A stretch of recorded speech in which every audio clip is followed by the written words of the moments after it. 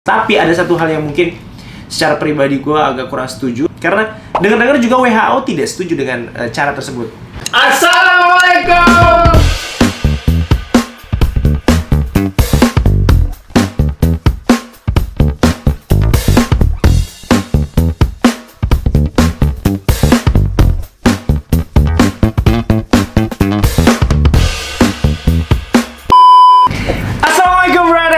Welcome back to my channel. Ini kan Project, dan sekarang ada gue Reza di sini yang akan ngobrol-ngobrol sama kalian. Udah lama banget kan kita nggak ngobrol-ngobrol santai, ngebahas sesuatu. Karena kemarin beberapa hari terakhir kebetulan ada syuting terus di program-program TV yang akhirnya waktu tersita, dan gue belum sempat ngobrol-ngobrol lagi sama kalian. Dan sekarang saatnya gue mau ngebahas something yang lagi viral banget sekarang, something yang lagi diomongin banget sama semua orang di Indonesia. Per tanggal 13 Januari, Pak Presiden kita akhirnya menjadi orang pertama yang disuntik vaksin Sinovac, vaksin untuk menanggulangi coronavirus 19 alias COVID-19, dan juga disusul dengan beberapa orang lainnya, terutama juga perwakilan anak muda, perwakilan influencer, yaitu Raffi juga. Dan sekarang gue di sini mau ngebahas tentang seluk-beluk apa sih yang terjadi tentang coronavirus, apa yang terjadi dengan vaksin, apa yang terjadi dengan obrolan-obrolan masyarakat luas bahwa ada pro kontra, bahwa perlu nggak sih divaksin, perlu apa harus ngikut aja nggak sih kita divaksin, ataupun dampaknya gimana sih kalau kita divaksin, ataupun kalau nggak divaksin ya kita gimana. Nah, semua akan gua bahas secara singkat walaupun tidak terlalu dalam, dan mudah-mudahan bisa menjadi referensi teman-teman semua di luar. Jadi yang pertama gue mau ngebahas dulu soal coronavirus sendiri. Pertama kali deteksi ini COVID-19 adalah pada tanggal 1 Desember 2019 di Wuhan, China, dan ditetapkan sebagai wabah ataupun pandemi oleh WHO. Dan semenjak itu dunia menjadi berubah menyesuaikan dengan kehadiran si virus ini, karena sampai detik ini tahun 2021 akhirnya vaksinnya hadir di beberapa negara di dunia. Dan sekarang akan kita bahas juga apa sih si coronavirus itu, sebuah virus yang menginfeksi apa sih gitu kan. COVID-19 ini mungkin teman-teman juga udah banyak tahu bahwa ini adalah virus yang menyerang ataupun menginfeksi tubuh kita dengan gejala seperti demam, seperti batuk, sesak nafas. Tapi bahkan ada juga yang tidak bergejala sekalipun, itu yang disebut orang tanpa gejala OTG. Nah, itulah antara unik dan berbahayanya si coronavirus tersebut ya. Jadi coronavirus ataupun COVID-19 ini menular dengan cara droplet yang timbul melalui batuk ataupun bersin. Ketika orang yang terpapar itu bersin, batuk, terus akhirnya orang yang belum terpapar itu menyentuh permukaan yang terkena dengan bersin dan batuk tersebut, itu beresiko tertular dengan cara tersebut, bukan melalui udara ya.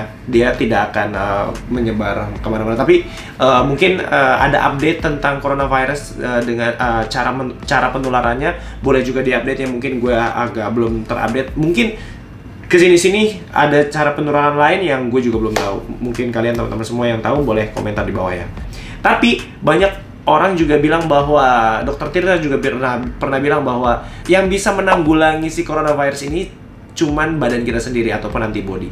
Makanya kita dituntut untuk selalu bahagia, untuk selalu menjaga imunitas kita, karena antibody kita yang bisa mengalahkan dia. Nah, jadi apa gunanya vaksin gitu kan? Nah, sekarang kita bahas juga dulu sejarah dari vaksin. Nah, ini juga perlu kita tahu bahwa dulu ataupun vaksin ini memang sudah pernah dan sudah lazim digunakan di seluruh dunia.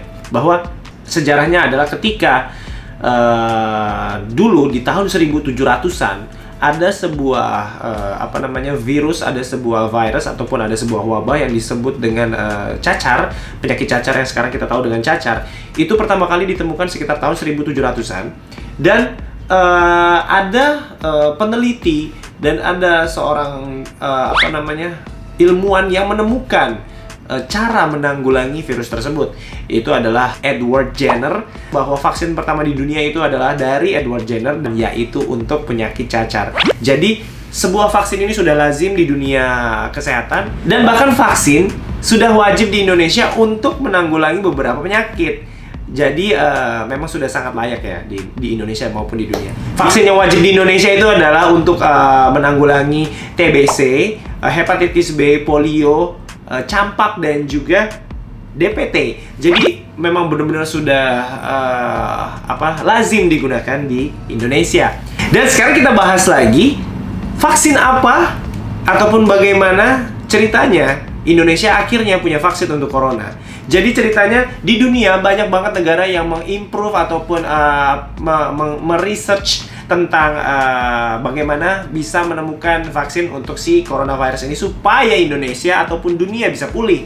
Dan sampai akhirnya ada beberapa vaksin yang sudah mulai uji klinis, uji klinis, bahkan uji klinisnya itu sampai beberapa tahap. Itu ada beberapa vaksin, dan di Indonesia juga melalui statement pemerintah, setahu gua akan menggunakan beberapa vaksin ke depan, sekitar 7 vaksin ya. Mas Diki bisa kasih tahu ya, ada beberapa vaksin. Tapi tapi vaksin tersebut punya beberapa karakter juga. Ada beberapa vaksin yang cuman bisa digunakan untuk usia 18 tahun ke atas. Vaksin tersebut juga ada beberapa yang tidak bisa ataupun tidak dianjurkan untuk orang-orang yang memiliki alergi. Nah, itu bisa kalian baca juga ya detailnya ya. Tapi dari beberapa vaksin tersebut ada satu vaksin yang paling aman, paling mutunya sudah teruji. Nah, jadi di Indonesia yang sekarang sudah diimpor dari China itu adalah vaksin Sinovac, yaitu vaksin yang sementara sudah melalui beberapa uji klinis, bahkan sampai ke tahap ketiga. Dan berarti vaksin Sinovac ini sudah terbukti secara keamanan, secara mutunya. Yang menjadi perdebatan di luar sana bahwa kenapa sih semua rakyat Indonesia harus divaksin dengan vaksin Sinovac?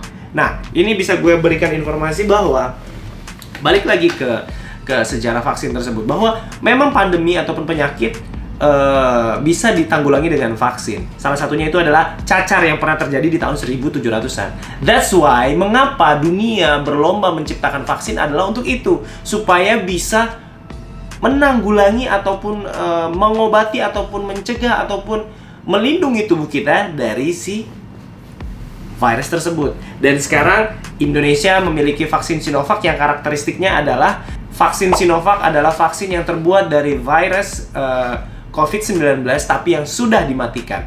Jadi cara kerjanya adalah vaksin ataupun Sinovac ini disuntikan ke dalam tubuh kita supaya tubuh kita bisa mengenali, supaya tubuh kita bisa mengidentifikasi bagaimana sih, seperti apa sih virus dari COVID-19 tersebut, tapi sudah mati gitu kan, supaya tubuh kita bisa menciptakan ataupun membuat sistem antibodi bisa mengatasi virus tersebut gitu. Karena sistem kerja antibodi kita gitu, antibodi kita tuh harus terbiasa mengenali si virus tersebut, baru dia bisa menciptakan lawannya, ibaratnya gitu, dengan gampangnya ya. Jadi seperti analoginya tuh kayak misalnya mungkin gini, kita seperti dikenalkan misalnya kayak singa. Kayak kita dikenalkan dengan singa, tapi singa ini yang sudah sangat-sangat jinak deh, ataupun bisa kita bilang dia sangat-sangat tidak berbahaya. Jadi kita bisa mengidentifikasi nih, oh badannya seperti ini, oh giginya seperti ini, oh karakteristik dia seperti ini. Supaya ketika nanti ada singa beneran, kita sudah bisa bersiap menanggulanginya. Kita sudah punya tips dan trik untuk bisa mengatasi si singa tersebut gitu. Kira-kira seperti itu analoginya. Badan kita dibiasakan untuk bertemu dengan COVID-19 supaya kita bisa mengenali karakteristik dia. Tapi yang sudah mati itulah yang ada di dalam vaksin Sinovac tersebut. Dan tapi memang pasti mungkin keadaan ini tidak bisa diterima oleh seluruh masyarakat Indonesia. Belum bisa diterima ya, karena banyak pemikiran-pemikiran dari teman-teman di seluruh Indonesia bahwa apakah vaksin ini aman? Apakah vaksin ini punya punya efek samping, punya dampak yang berkelanjutan? Padahal sudah dibuktikan oleh WHO bahwa Sinovac ini sudah lulus uji klinis dan uji klinis 1 sampai 3. Itu yang membuat sebuah vaksin ini layak untuk disebarkan. Nah, ini yang membuat Indonesia butuh beberapa cara sosialisasi supaya si vaksin ini benar-benar terdengar aman dan benar-benar aman. Orang semua bisa menikmati dengan baik. Jadi menurut gua sebagai salah satu warga Indonesia, menurut gua kita harus tetap mengikuti anjuran pemerintah. Apapun yang pemerintah lakukan, insya Allah itu sudah melalui tahap-tahap pertimbangan yang luar biasa, karena dia tidak akan membuat sebuah langkah yang salah untuk kemaslahatan banyak. Jadi I think ikutin apa yang pemerintah anjurkan. Misalnya kita dianjurkan untuk vaksin, kita ikutin, karena mungkin ini adalah salah satu cara untuk memutus mata rantai penyebaran COVID-19 dan kita bisa hidup seperti biasa lagi, normal lagi gitu. Tapi tetap setelah vaksin kita harus menjaga kesehatan. Bukan berarti setelah kita vaksin kita bisa leha-leha, atau setelah kita vaksin kita bisa tidak mematuhi protokol kesehatan. Tidak juga. Kita tetap harus mematuhi itu sampai kita benar-benar dianjurkan lagi ataupun ditetapkan oleh pemerintah, oke, bisa berkehidupan seperti normal, tidak pakai masker lagi, ya ikutin. Tapi sementara kita juga harus mematuhi apa yang protokol kesehatan yang ada. Jadi setelah vaksin ya udah, kita tetap stay safe, tetap jangan berkumpul rame-rame, jangan bikin keramaian gitu kan. Sampai-sampai ada kasus belakangan ini bahwa seorang influencer yang tadi gue sebutkan, Raffi, ini kan dipanggil menjadi perwakilan anak muda, ya kan. Tapi setelah divaksin, kebetulan mungkin beliau ada acara yang memperlihatkan bahwa beliau bertemu dengan beberapa orang yang menimbulkan isu-isu negatif di kalangan masyarakat. Sampai gue dengar Raffi bahkan dilaporkan ke polisi dengan tuduhan tidak bisa menjaga protokol kesehatan sebagai perwakilan orang yang dipanggil oleh istana atau dipanggil oleh pemerintah. Jadi itu mungkin sebuah pembelajaran buat kita semua, buat gua pun, buat teman-teman semua pun, bahwa tetap kita harus mematuhi protokol kesehatan sampai nantinya pemerintah memberikan gong, oke, kita bisa berkehidupan seperti biasa lagi. Apalagi sekarang di Jakarta PSBB juga kan. Nah, itu yang membuat juga ada respon dari Om Deddy. Dia bilang bahwa seharusnya pemerintah memanggil bukan cuma Raffi, tapi juga memanggil Raditya Dika sebagai di situ dia bilang perwakilan anak muda yang bervalue. Sementara Raffi adalah perwakilan anak muda famous. Bisa dibilang ya Raffi yang lebih terkenal, tapi Raditya Dika yang punya value. Gue gak ngerti ini statementnya. Ya ini punya perspektif masing-masing untuk menilai statement Om Deddy. Tapi Om Deddy bilang bukan berarti Raffi ini harus digantikan sama Raditya Dika, bukan. Tapi memang kita butuh dua jalur. Yang pertama adalah orang yang famous dan yang kedua adalah orang yang bervalue. Supaya sosialisasi tentang vaksin COVID-19 ini lebih bisa merata, lebih bisa terjangkau oleh seluruh masyarakat Indonesia, bahwa jangan khawatir, kita semua harus divaksin. Kita semua layak divaksin dan vaksin ini aman. Itu yang teman-teman semua harus tahu, bahwa kita semua harus bahu-membahu membuat Indonesia lebih sehat, membuat Indonesia lebih baik lagi, dan bisa memutus tali mata rantai penyebaran COVID-19. Tapi ada satu hal yang mungkin secara pribadi gue agak kurang setuju, adalah gue dengar-dengar ada isu bahwa pemerintah akan memberikan hukuman ataupun sanksi buat masyarakat yang tidak mau divaksin. Nah, ini yang agak gimana ya, agak berpolemik ya di kepala gue, karena dengar-dengar juga WHO tidak setuju dengan cara tersebut.